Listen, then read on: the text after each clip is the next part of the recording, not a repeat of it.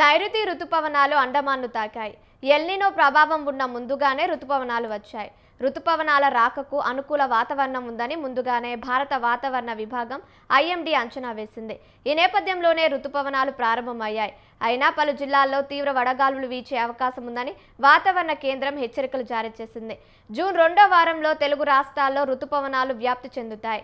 నైరుతి రుతుపవనాల రాకతో వ్యవసాయ పనులకు రైతులు సన్నాహాలు చేపట్టారు.